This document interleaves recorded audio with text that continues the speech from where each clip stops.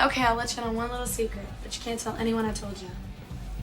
Alright, tell me. Welcome to MsMojo, and today we're counting down our picks for the on-screen couples with zero magnetism. As I said, I only have 10 minutes. Please, have a seat, Miss Tim.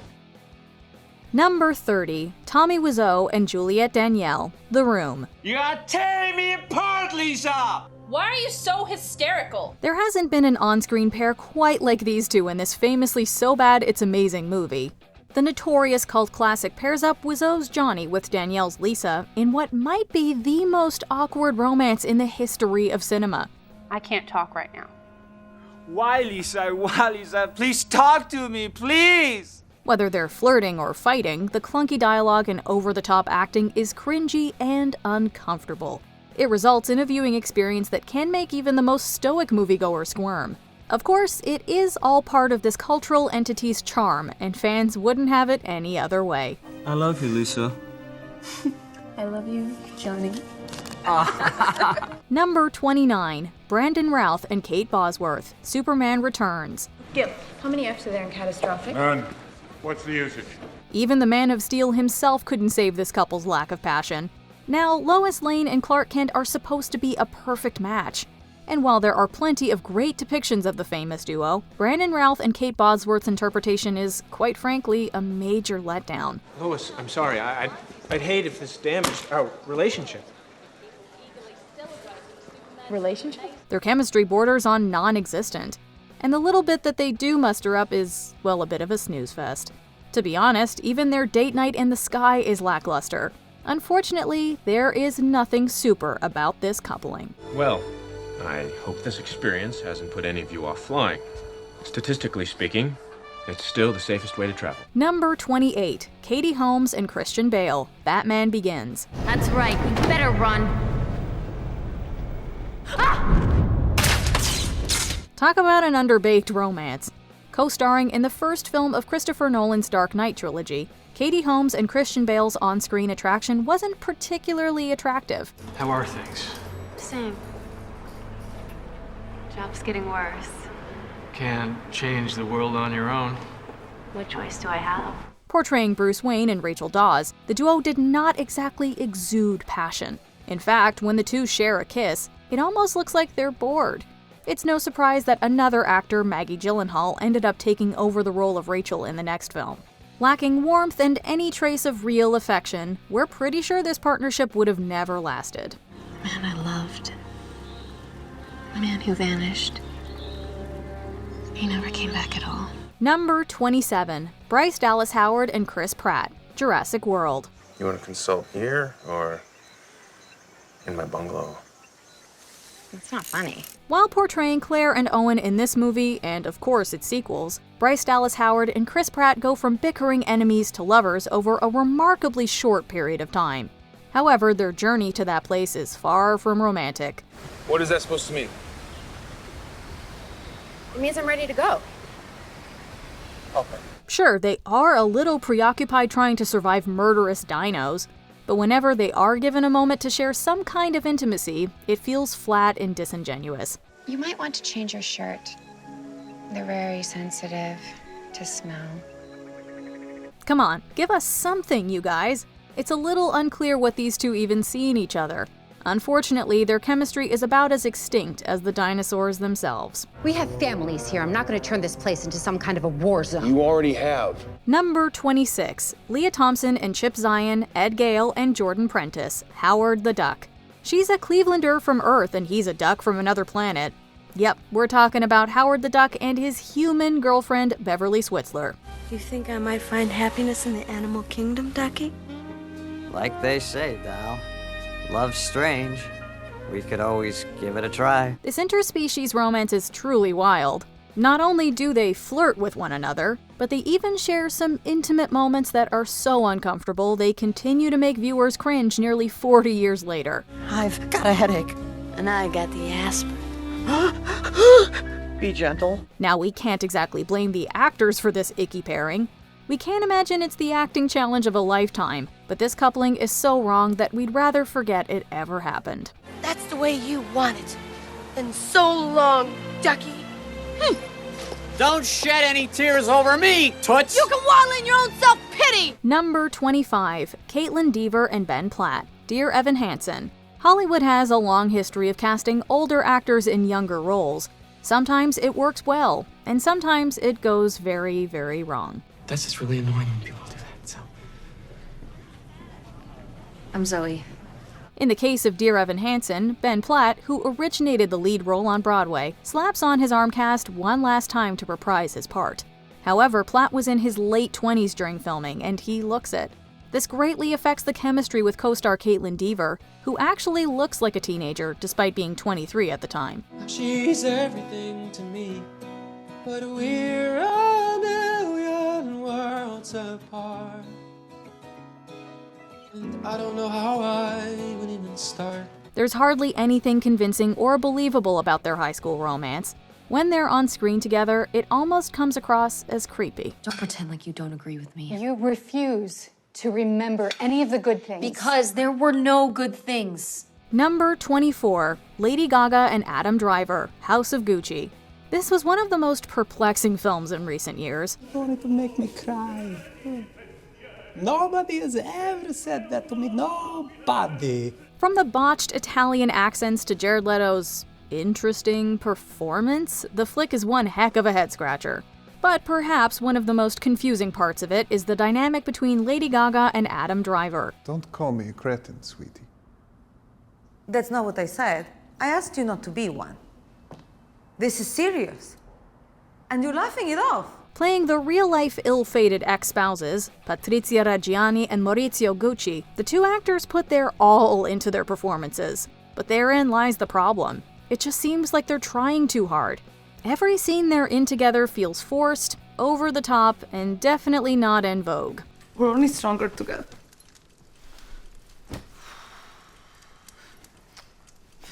The only thing I need from you is to stay away from Gucci before you cause any more damage. Number 23. Hugh Grant and Sarah Jessica Parker. Did you hear about the Morgans? You are easily the sexiest, most exciting woman I have ever been with or ever wished to be with. The characters of Paul and Meryl Morgan have a lot on their plate. First of all, their marriage isn't going well.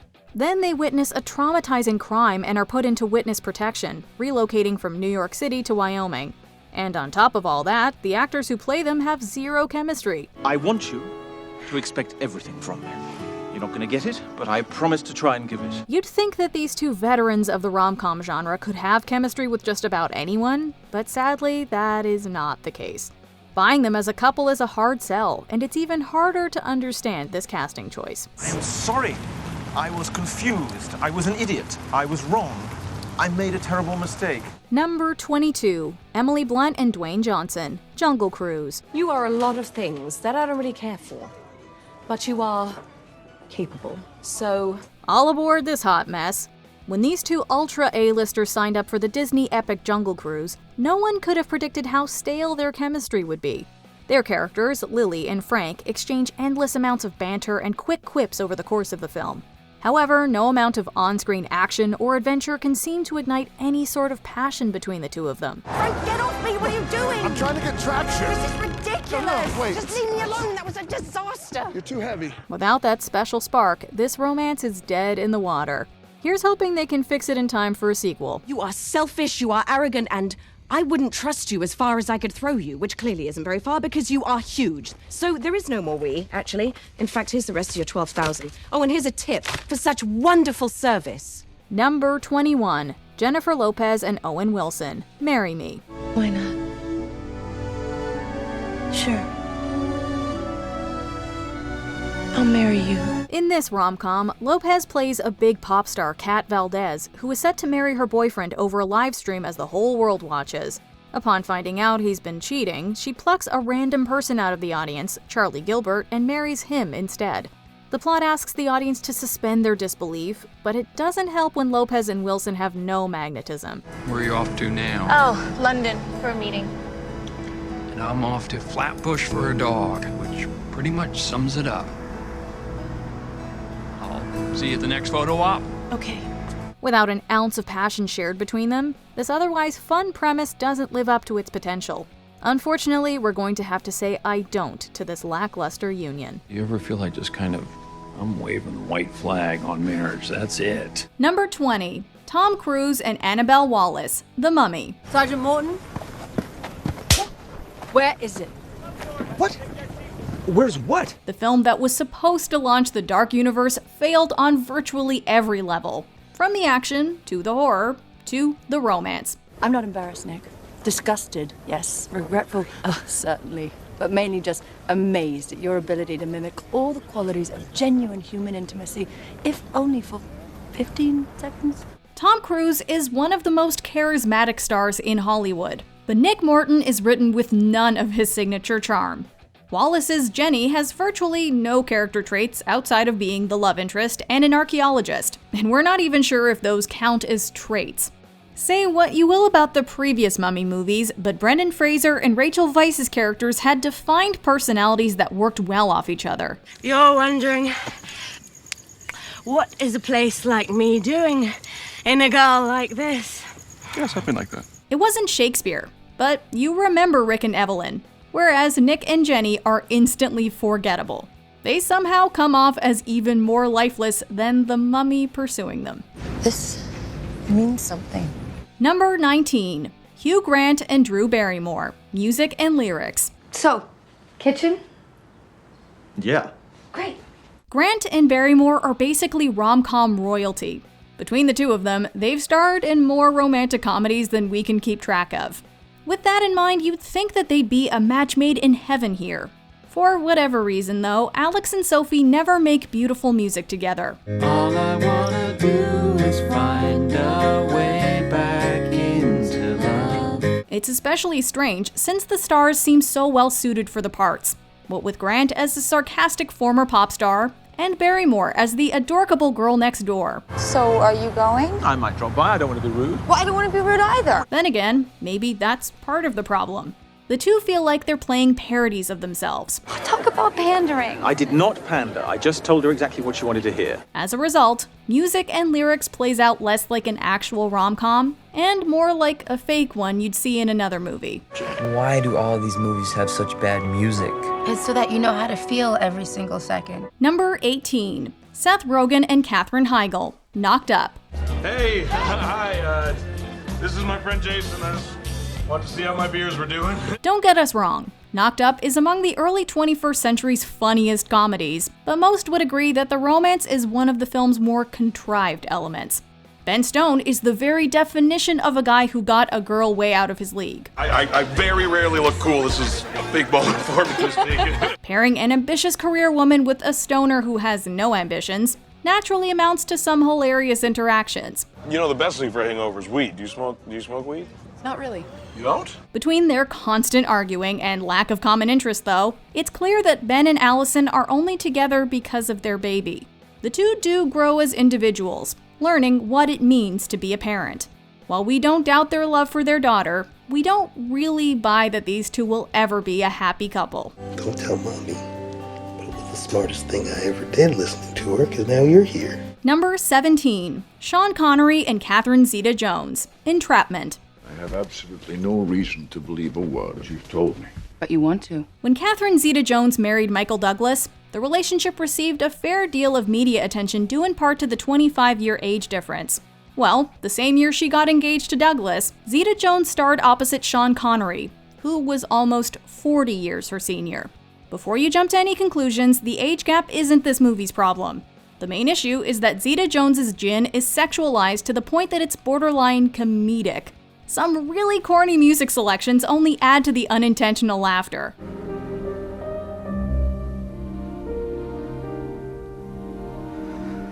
Connery, meanwhile, feels like he's played this role in a dozen better movies.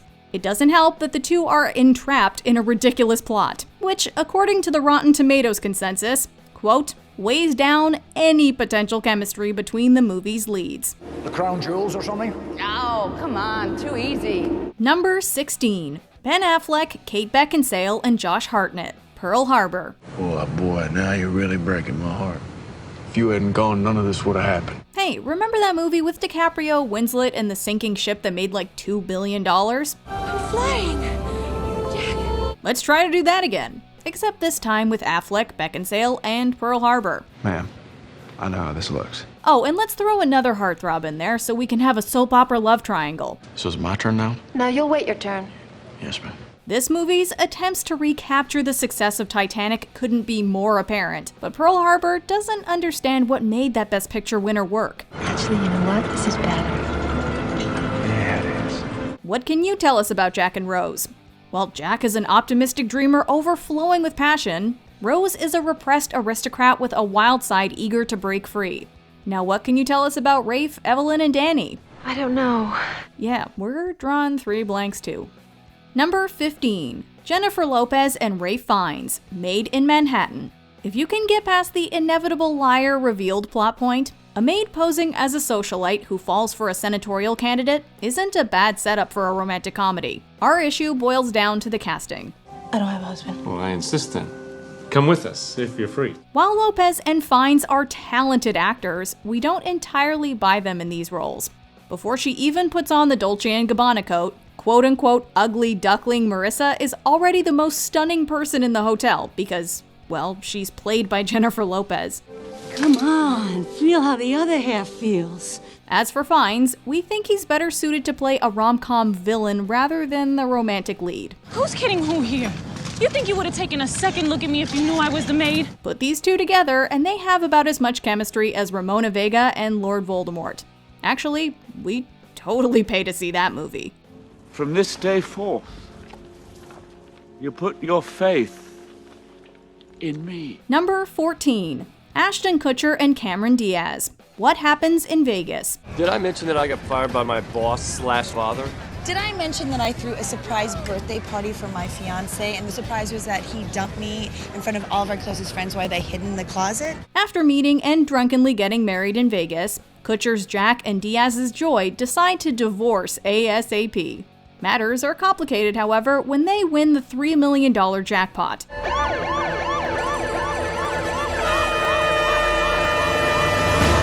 Although they could easily split the money and live comfortably for the rest of their lives, Jack and Joy are unfortunately the worst people in the world. I don't like you. I don't like any of you. The newlyweds go to court, and through a ludicrous ruling, they're forced to stay together for 6 months to learn the value of marriage. Rather than wait it out, these two continually find new ways to make each other miserable. That is, until the final act when they develop feelings for one another.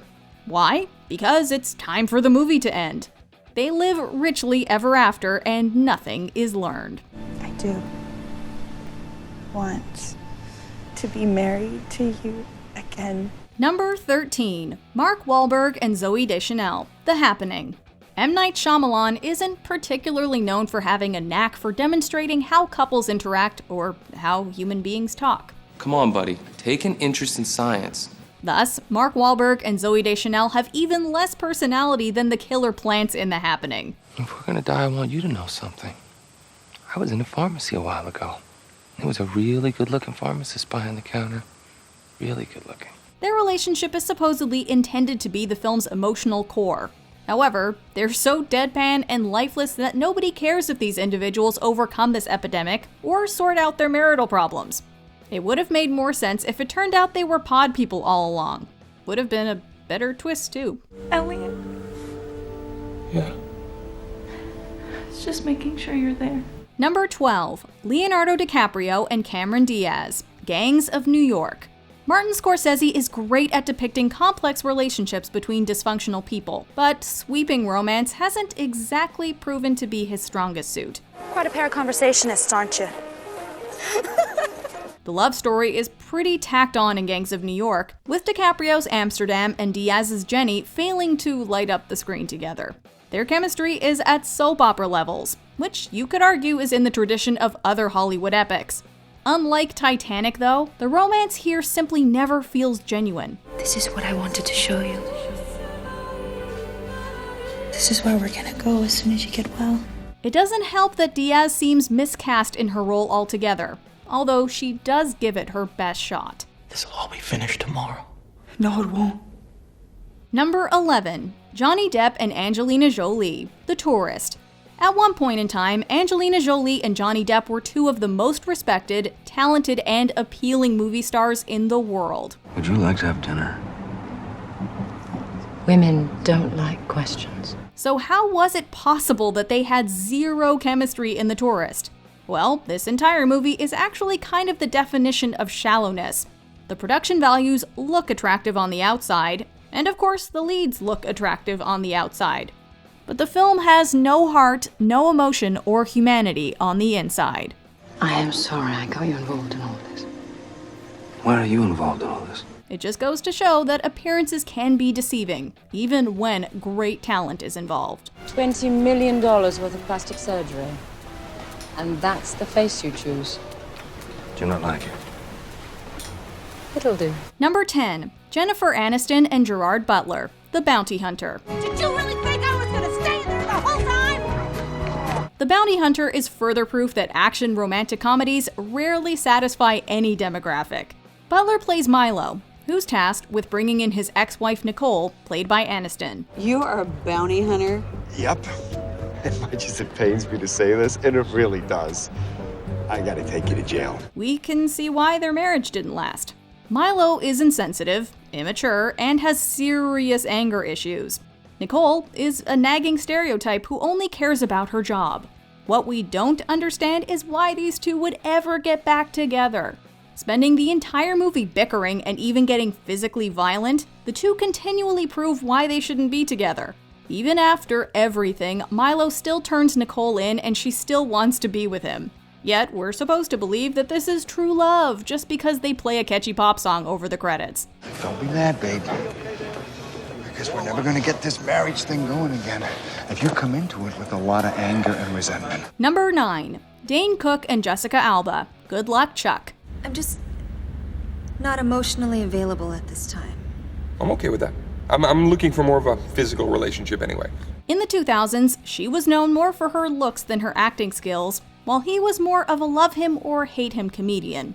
2007 saw Jessica Alba and Dane Cook partner for Good Luck, Chuck, where every woman who sleeps with Cook's Chuck finds her true love immediately afterwards, and Alba's the girl he hopes will break the curse. I know 3 women you've gone out with, and I'm just not into dating as a sport.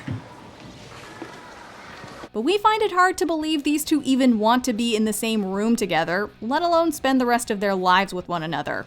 You can actually see the leads trying to look like they're attracted to each other.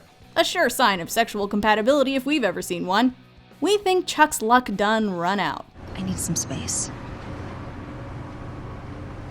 So tonight is no good. I'm very close to changing my phone number.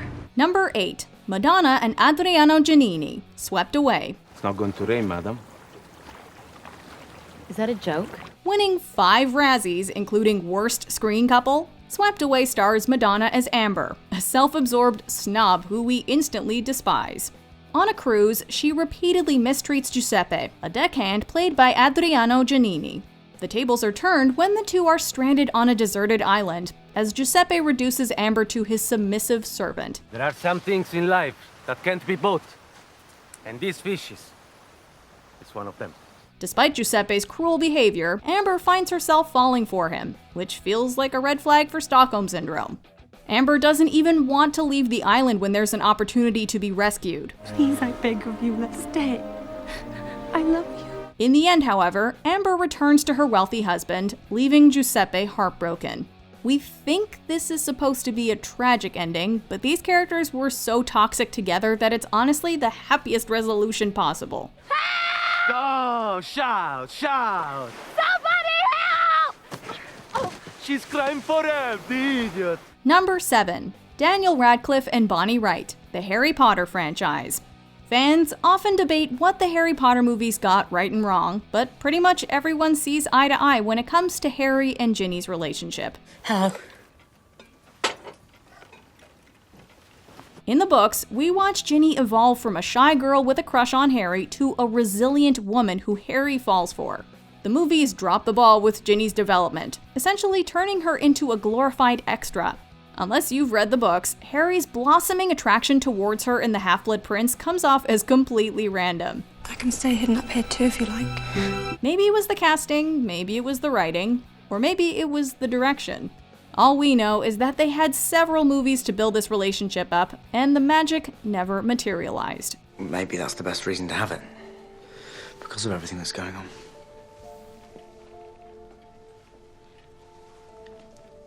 Number 6. Hayden Christensen and Natalie Portman, the Star Wars prequel franchise.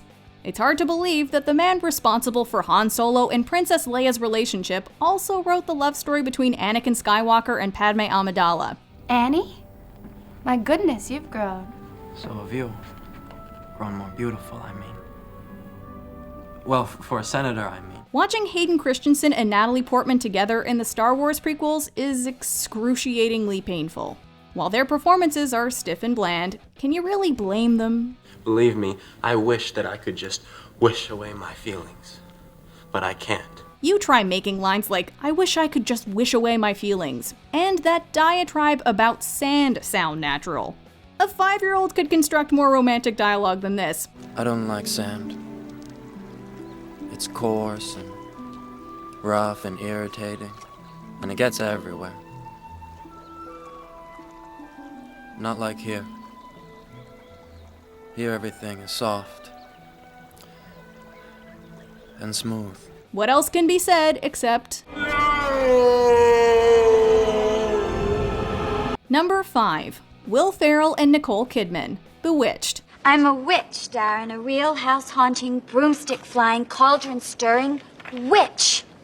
The 2005 film version of Bewitched was dead on arrival because it has no idea what it wants to be. Is it a satire, remake, or an homage to the classic 60s comedy series? Since the film can't make up its mind, Kidman and Ferrell have little chance at creating three-dimensional characters. In the end, she just comes off as a naive, inconsistently written airhead, and he comes off as an egotistical, childish jerk. I don't know what the problems, I can't even think of them right now, but the only problems you care about are your own! No wonder the audience doesn't like this show! Their forced relationship makes no sense, but neither do any of the other motivations in this film. The most impressive magic in the movie may have been when they made their chemistry disappear. You think I'm nuts, don't you? Of course not. I know plenty of women who carry around collapsible broomsticks. Number 4. Justin Guarini and Kelly Clarkson, From Justin to Kelly. So Justin, do you spend a lot of time in the girls' room? You know, I just need to make a quick escape. Me too. It's total insanity out there. There's even one guy passing out whipped cream bikini contest flyers. In the early 2000s, American Idol dominated the planet. It turned Kelly Clarkson into an overnight sensation, and runner-up Justin Guarini into an overnight flavor of the month. As a means to cash in, we got the shamelessly gimmicky rom-com From Justin to Kelly. Set during spring break, the movie plays like a musical fanfic written by a shipper trying to push Clarkson and Guarini together. Well, good night. Good night. As a result, the stars just look embarrassed to be there and prepared to fire their agents. We'd rather see a buddy picture starring William Hung and Sanjaya. So you promise you'll come out to Texas? Even if I have to take a hovercraft to get there, baby. Number 3. Ben Affleck and Jennifer Lopez, Gigli. I gotta tell you, I'm not up for this dumb deal. I say we don't do it. Remember when Bennifer 1.0 was the ultimate celebrity super couple? Ben and Jen may have been on the set of Gigli, but this infamously horrendous picture set both their acting careers back a decade. And it probably didn't help their off-screen relationship in the long run either. With Affleck playing a macho meathead and Lopez playing a lesbian, it's completely inconceivable that these characters would ever fall in love. So, Rochelle, does this mean you decided to hop the fence? The chemistry between the actors doesn't make this contrived relationship any easier to buy, especially when they have to say lines like, "It's turkey time." Huh? Gobble, gobble. Number 2. Jamie Dornan and Dakota Johnson, the 50 Shades of Grey franchise. Why would they say that? Because they know me well. Once again, you can't entirely blame the actors here, as Johnson and Dornan give perfectly solid individual performances in the first 50 Shades of Grey movie, though the same thing can't exactly be said about the sequels. But given the material they're forced to work with, which by the way started as Twilight fanfiction, the actors don't have a snowball's chance in hell of making their on-screen relationship believable. Are you gonna make love to me now?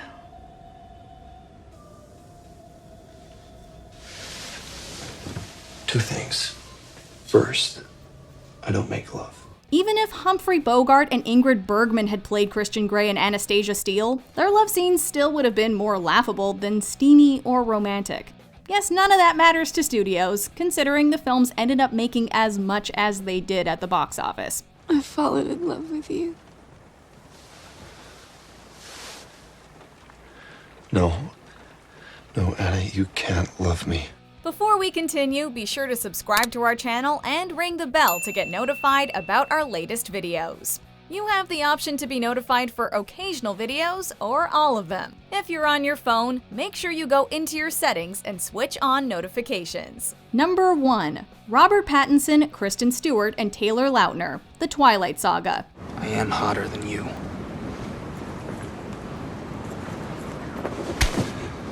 Get your hand off me. Keep your hands off her. Don't fight. It's no shocker that one of the most poorly written romance novels of all time would inspire one of the worst cinematic love triangles ever. To add insult to injury, Stewart, Pattinson, and Lautner make little effort to emote feelings of affection throughout the Twilight Saga. Why haven't you called me back? I had nothing to say. Well, I have tons. Hold on. The fact that Bella looks vaguely like she may be physically unwell as she walks down the aisle is reason enough to place this mostly expressionless trio at number 1. They've taught a generation that lustfully staring into somebody's eyes is all a healthy relationship truly requires, giving us all unrealistic expectations for romance. It's not like you're gonna have a real honeymoon with him anyway.